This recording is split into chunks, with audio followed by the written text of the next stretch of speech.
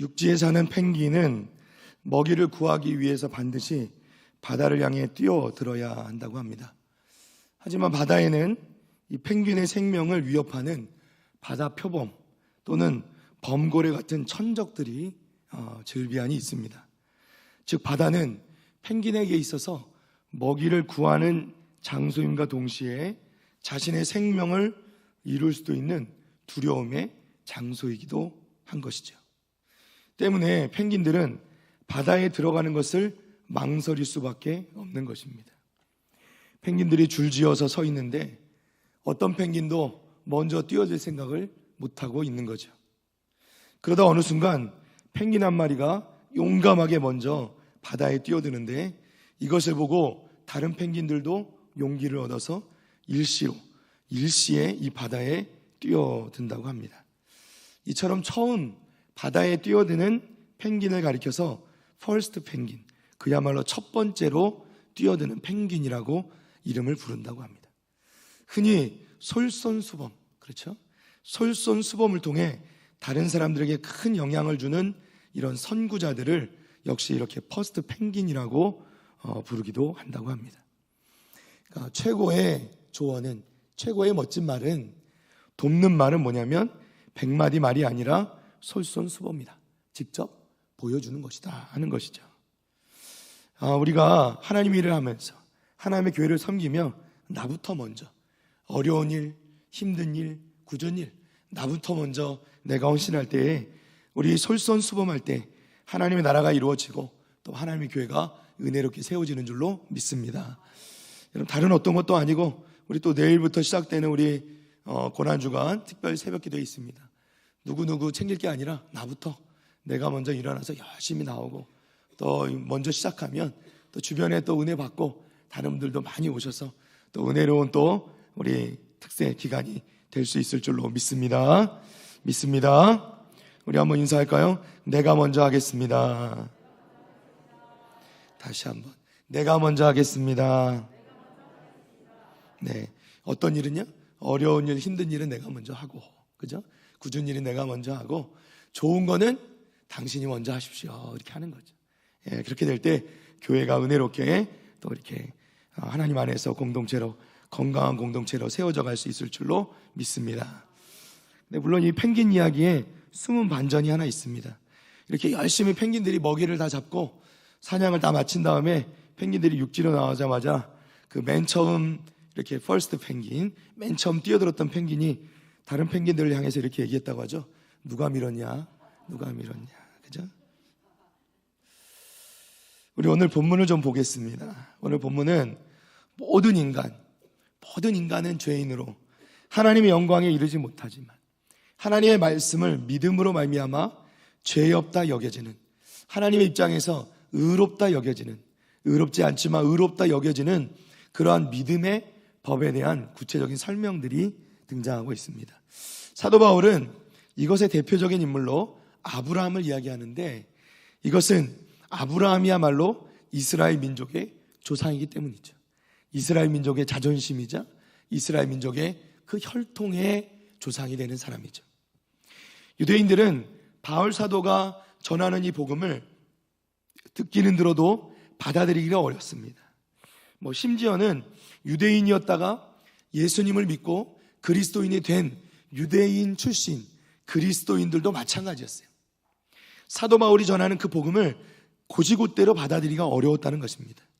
그도 그럴 것이 평생토록, 대를 이어서 지켜온 이 우리는 아브라함의 자손이다 라는 이 자부심, 이것을 하루아침에 버릴 수가 없었기 때문입니다. 더군다나 아브라함의 자손이 아닌 자들과 영적으로 우리가 동등하다라는 이야기를, 이러한 가르침을 수용하기가 어려웠다는 것이죠. 이러한 진리를, 이것은 진리임에도 불구하고 이러한 것을 하루아침에 받아들이기가 너무나 어려웠다는 것입니다. 그러나 바울 사도는 이 복음의 진리를 전하는 일을 포기하지 않았습니다. 왜냐하면 그것이 진리였기 때문이죠. 바울 사도는 유대인들에게 강력히 도전합니다. 오늘 본문 말씀에 1절과 2절 말씀을 좀 살펴보겠습니다. 로마서 4장 1절과 2절입니다. 우리 다 같이 한번 읽어볼까요? 시작. 그런즉 육신으로 우리 조상인 아브라함이 무엇을 얻었다 하리요? 만일 아브라함이 행위로서 의롭다 하심을 받았으면 자랑할 것이 있으려니와 하나님 앞에서는 없느니라. 아멘. 할렐루야. 유대인들이 그토록 신망하는, 그토록 존경에 맞지 않는, 그리고 그들의 자부심이 되는 이 조상 아브라함이 의인이 된 것은 무엇으로 된 것인가 하는 것이에요. 율법을 따라서 그가 행함으로 얻은 것이면, 그 의인이라 칭함을 얻은 것이면 그토록 이 이스라엘 사람들이 따르고 믿는 것이 맞는 것이겠지만, 아니면 하나님의 말씀을 믿음으로 그가 의인이 된 것인가, 이 두 가지 갈림길에서 사도 바울이 지금 이 증거를 대고 있는 것입니다. 율법을 따라서 행함으로 말미암은 것인가, 아니면 하나님의 말씀을 믿음으로써인가. 유대인들은 이방인이 유대인과 동등한 영적 지위를 얻으려면 어떻게 해야 된다고요? 할례도 받아야 되고 율법도 배워야 된다, 이렇게 항상 주장하죠. 율법을 지킴으로써 유대인처럼 되어야 된다.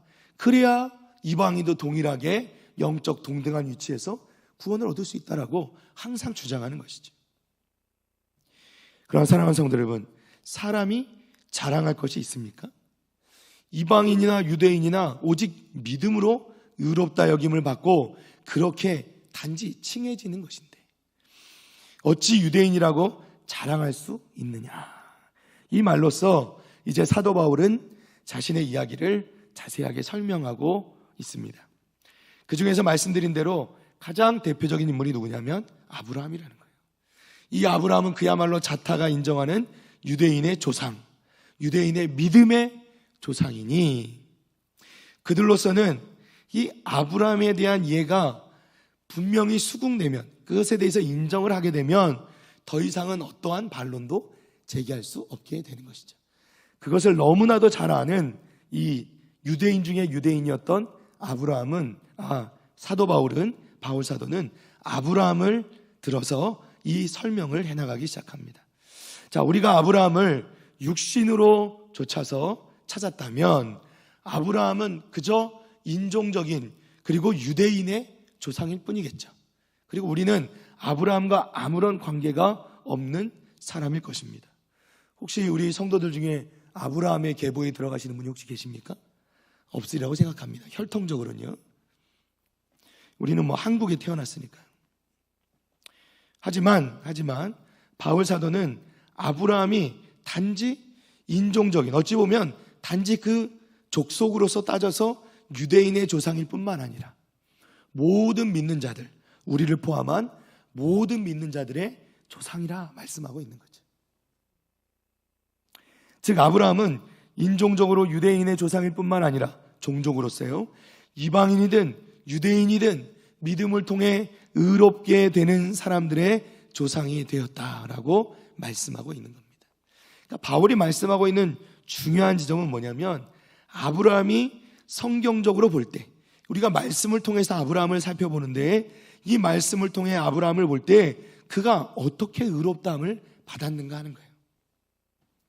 과연 그가 행위로, 즉 율법의 행위로 의롭다함을 받았다 하면 그에게 자랑할 것이 있겠지만은, 그가 유대인으로서 인종적으로 그 종족상, 그 민족상 특권을 받은 것을 자랑할 수 있었겠지만, 그 자랑에는 여러 가지가 있겠죠. 유대인들이 얘기하는 것처럼 할례 받은 것과 또 그들이 율법을 받은 것과 그들이 정말 선민, 하나님께 선택받은 민족이라는 자랑을 할 수 있겠죠. 그런데 그 아브라함을 의롭게 한 것이 그의 행위로 말미암은 것이 아니라 오직 하나님의 말씀으로, 하나님이 그를 믿음으로, 하나님을 믿음으로 그를 의롭게 한 것이라면 그는 육신에 자랑할 것이 전혀 없다라고 말씀하고 있는 것입니다. 바울 사도는 그들의 조상인 아브라함이 행위, 즉 할례와 율법을 지킴으로써가 아니라 오직 하나님을 믿음으로 의롭게 되었다는 사실을 분명히 말씀하고 있는 것입니다. 우리도 말씀을 통해서 이것을 분명히 알 수 있죠. 창세기 15장 6절 말씀을 잠깐 보겠습니다. 창세기 15장 6절 말씀입니다. 다 같이 한번 읽어볼까요? 시작. 아브라함이 여호와를 믿으니 여호와께서 이를 그의 의로 여기시고. 아멘. 할렐루야. 성경은 분명히 말씀합니다. 아브라함이 의로 여김받은 것은 무엇 때문이라고요? 여호와 하나님을 믿음으로. 만일 이 말씀에 아브라함이 행위로서 의롭다 하심을 받았다 이렇게 적혀 있으면 우리가 그것을 믿게 될 터인데, 성경은 분명히 아브라함이 여호와를 믿으니 여호와께서 이를 그의 의로 여기셨다 말씀하셨다는 거예요. 더군다나 아브라함 때는요, 여러분, 율법이 있었을까요? 없었을까요? 있었습니까? 없었습니까? 있었습니까? 아브라함은 그의 행위로서 그가 따를 만한 그런 율법을 받지 못했죠. 그는 원래도 갈대아 우르 지역에 살았고 그는 이방 지역에 살던 사람이었다는 거죠. 그가 이 유대 민족의 조상이 되기까지 그에게는 아무런 권한이 없었다는 거예요. 오직 하나님의 주권으로 아브라함을 부르셨고, 하나님의 전적인 은혜로 하나님을 믿음으로, 하나님 말씀을 믿음으로 이 아브라함은 의로 여김을 받게 되었고 그는 믿음의 조상이 되었다는 것을 여러분 믿으시기를 바랍니다. 그런데 그 믿음이라는 것도 뭐예요? 사실은요, 아브라함의 이야기를 보면 우리가 지난 우리 특세 때 여러분 기억하실지 모르겠지만 아브라함에 관한 말씀을 우리가 묵상하면서 알 수 있는 건 뭐냐면, 아브라함이 하나님을 믿었다, 그래서 의로 여김을 받았다 할 때에 그 믿음이라는 것 자체도 사실 그렇게 큰 믿음이 아니었다는 거예요. 처음에는 말이죠. 그죠? 아브라함이 맨 처음에는 하나님 말씀을 믿고, 물론 갈 바를 알지 못하고 어디로 가는지도 모르고 결단하고 하나님께서 약속하신 그 땅을 향해 간 것은 사실입니다. 그러나 그 가운데서 아브라함의 믿음이 어떻게 해요? 많이 흔들리더란 말이죠. 자신의 아내를 누이라 속이고 자신의 생명을 구하기 위해서 하나님을 믿지 못하는 거죠. 그리고 또 하나님이 약속하신 그 땅에 머물러 있지 못하고 가뭄이 들면 어떻게 해요? 도망 다니고 피해 다니고 수도 없이. 그리고 하나님께 약속하신 그 사라의 몸에서 날 그 얻게 될 이삭에 대한 약속을 받았음에도 불구하고 믿지 못하고 어떻게 해요? 여종 하갈에게서 아이를 낳고 그 이스마엘을 낳음으로써 고통을 많이 당하지 않습니까? 그러니까 아브라함의 모습을 보면 그 믿음으로 의롭다 여김을 받았다는 걸 하지만 그 믿음이라는 것도 사실은 그렇게 크지 않게 느껴진다는 거예요. 왜 그럴까요? 결국 아브라함이 가졌다는 그 믿음 자체도요, 아브라함이 가진 것이 아니라 사실은 하나님께서 아브라함에게 허락하신 믿음이기 때문인 줄로 믿습니다. 사실은 그 믿음이란 것도 하나님께서 주신 것이라는 거예요.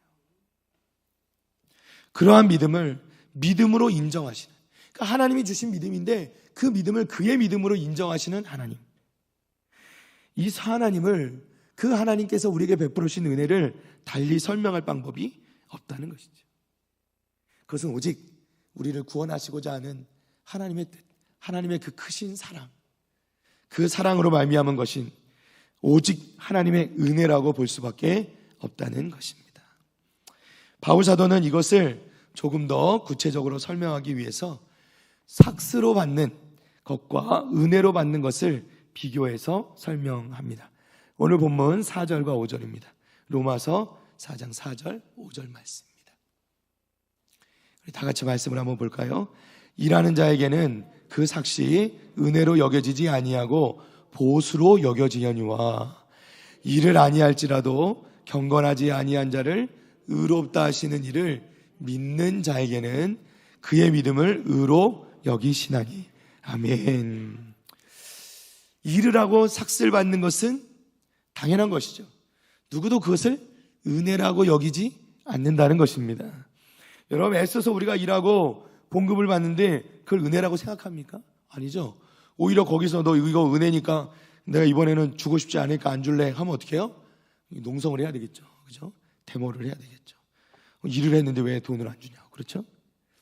그런데 반대로 생각해서 아무것도 한 것이 없는데 누군가 그 삭스를 준다면 이것은 은혜라고 말할 수가 있다는 것입니다. 요행수가 아닙니다. 행운이 아닙니다. 이것은 은혜라는 것입니다. 믿음이라는 것은 아무것도 내세울 것이 없음을 인정하는 것이고 은혜를 구하는 것입니다. 그게 믿음이라는 거예요. 여러분, 우리가 믿음에 대해서 그 믿음이라는 것도 뭔가 우리의 어떤 능력인 것처럼 생각할 때가 있습니다. 그 믿음이 마치 우리의 어떤 조건인 것처럼 생각할 때가 있어요. 그것이 아니라는 겁니다. 믿음은 우리가 내세울 것이 아니라 믿음도 또한 우리에게 주신 하나님의 은혜라는 것을 기억하시기를 바랍니다. 하나님께서는 오히려 아무것도 한 것이 없다고 스스로 인정하는 자를, 그러한 사람을 뭐라고 이해하시냐면 의롭다 말씀하시는 거예요. 왜냐하면 죄인인 인간은 행하는 것이 모두 죄악뿐이라 성경은 말씀하고 아무도 의롭게 될 만한 것이 없다라고 말씀하시기 때문입니다. 그래서 오히려 하나님 앞에 우리의 죄인됨을 고하고 하나님 앞에 철저히 우리 죄인됨을 고백하고 회개하는 자에게 하나님께서 은혜를 베풀어 주시는 것이죠. 사랑하는 성도 여러분, 하나님의 눈앞에는 아무도 의인이 될 수 없습니다. 하나님 앞에서 우리 모두는 죄인인 것을 믿습니다. 하나님 앞에서 선한 일을 한다? 그렇게 할 수 있는 사람은 아무도 없다라는 거예요. 얼음판에서 놀던 아이 하나가 이 얇은 얼음을 딛고 있다가 이 얼음이 깨지면서 그 물에 빠지고 말았습니다. 곁에 있던 소년이 얼른 가서 그 아이를 건져 주었습니다. 그 물에 빠졌던 아이의 어머니가 와서 이 소년에게 너무 고맙잖아요, 그죠? 자신의 아이의 생명을 건져 주었으니까요. 너무너무 고맙다고. 정말 너는 용감한 아이다. 얼음물에 정말 이렇게 뛰어들어서 내 아이를 건져주다니 너무너무 고맙다. 너는 정말 대단한 아이다. 이렇게 얘기해 주었습니다. 그러자 소년이 이렇게 대답했다고 합니다. 그 아이가 내 스케이트를 신고 있었기 때문에 그런 거예요. 이게 참 우스운 얘기이기도 한데요. 이것을 말씀을, 이 이야기를 곰곰이 생각해보고 곱씹어보면 우리가 정말 우리 인간의 모습이 드러납니다. 이 아이의 모습 속에. 그렇죠?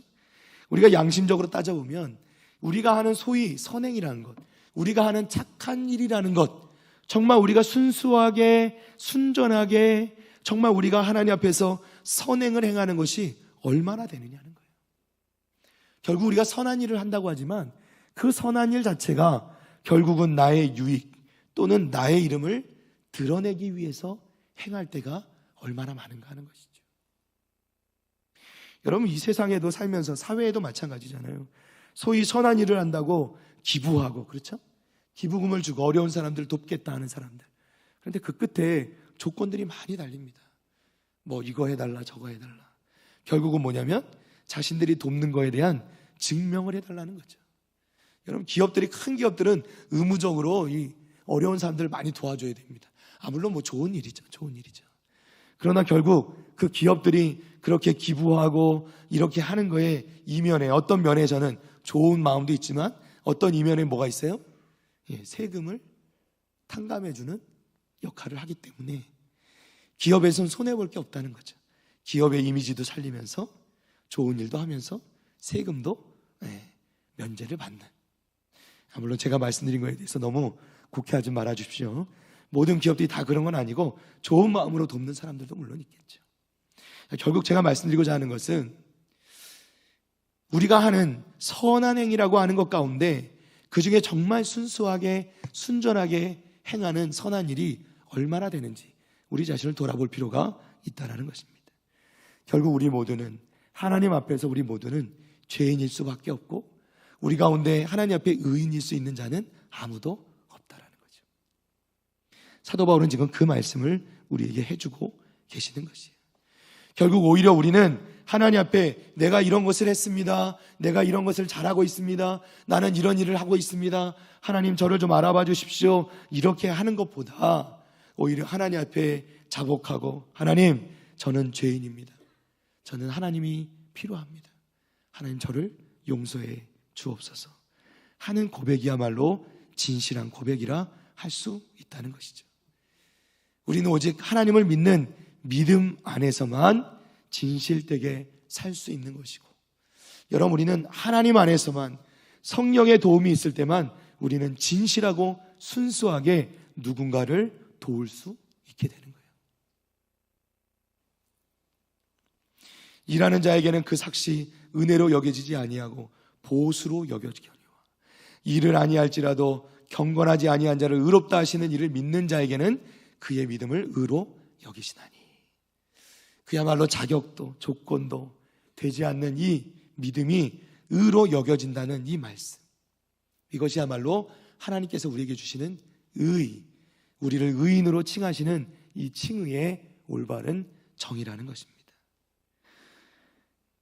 의로운 일을 한 사람에게 그 몫으로 칭의가 주어진다면, 또한 경건한 사람에게 그 몫으로 의롭다 칭해진다면 그것은 은혜가 아니죠.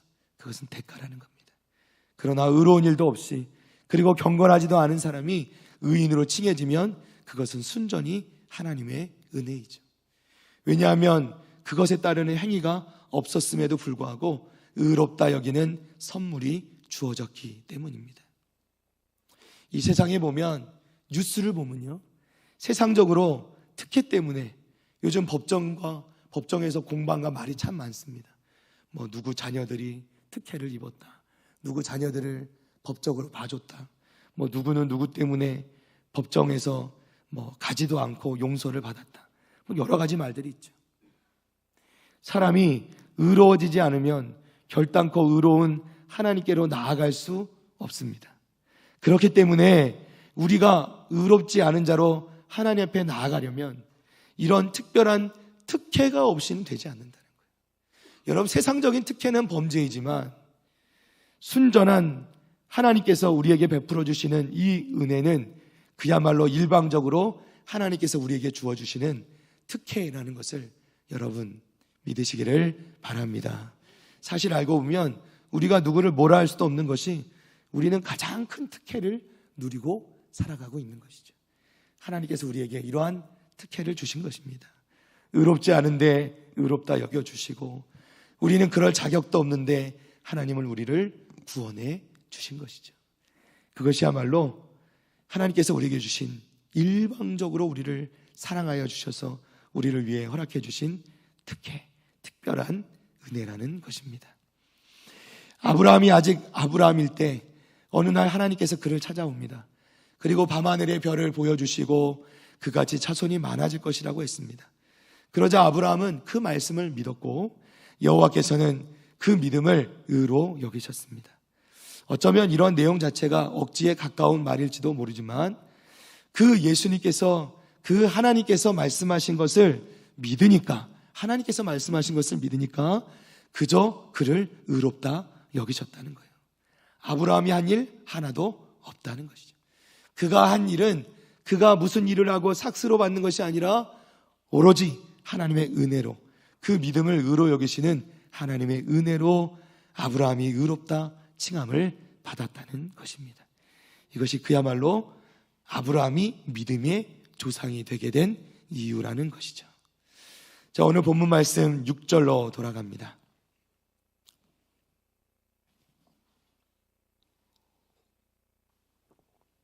6절부터 8절까지 말씀, 우리 마지막 절 말씀까지인데요. 우리 다 같이 한번 천천히 읽어볼까요? 시작. 이러한 것이 없이 의로 여기심을 받는 사람의 복에 대하여 다윗이 말한 바, 불법이 사함을 받고 죄가 가려짐을 받는 사람들은 복이 있고 주께서 그 죄를 인정하지 아니하실 사람은 복이 있도다함과 같으니라. 아멘. 할렐루야. 참, 이 아브라함의 이야기에 대해서 바울 사도가 이야기하고 있는, 설명하고 있는 이것에 대해서 동의하는 성경의 내용이 또 등장하는데, 바로 다윗의 시편에 등장한다는 거예요. 바울 사도는 다윗의 시편을 인용하면서 자신이 말하고 있는 이 논리를 이야기합니다. 펼쳐갑니다. 다윗도 역시 행위가 아니라 믿음으로 의롭게 됨을 받았다 말씀하고 있는 거예요.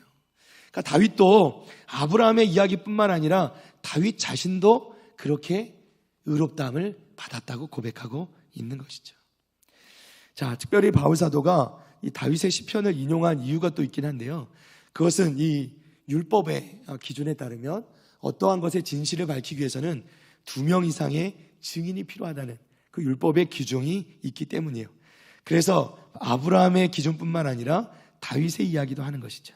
자, 다윗의 이야기입니다. 시편 32편 1절과 2절 말씀입니다. 다 같이 함께 읽어볼까요? 시작.